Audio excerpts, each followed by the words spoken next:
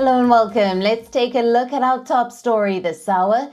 The Israeli parliament failed to elect representatives to the Judicial Selection Committee.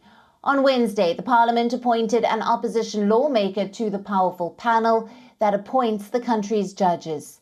However, with the second vacancy left unfilled, the opposition said it would freeze the talks until the committee resumes work. Opposition leaders Yair, Lapid and Gantz suspended their participation in talks with the government. The opposition candidate, Karine Elharrar, has backed by Lapid and Gantz and was voted into the committee yesterday. However, the majority was unable to put forth its own candidate due to the internal sparring. As a result, a new vote must be held within 30 days. Gantz, leader of the centre-right National Unity Alliance, said there is no point in holding negotiations. Here's what the opposition leader and former Premier Lapid said.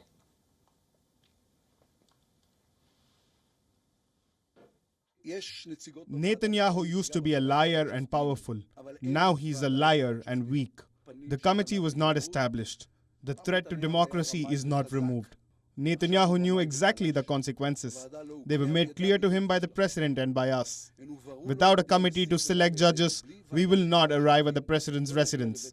No committee, no talks.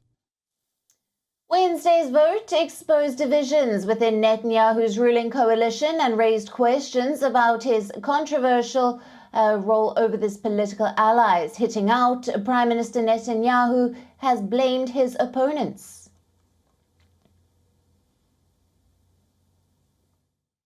They said that if their representative were not elected at the committee for appointing judges, they would blow up the negotiations. But their representative was elected, and yet they blew up the talks. So Gantz and Lapid don't want real negotiations. The government's reform proposals would curtail the authority of the Supreme Court. It would give politicians greater powers over the selection of the judges. In March, Prime Minister Netanyahu announced a pause to allow for talks on the reforms, which were moving through parliament and split the nation. Netanyahu's government, which is a coalition between his Likud party and the extreme right and ultra-Orthodox Jewish allies, is firm on the need for judicial overhaul. The coalition government argues the proposed changes are needed to rebalance powers between lawmakers and the judiciary. On the other hand, opponents of the plan believe it could open the way to a more authoritarian government.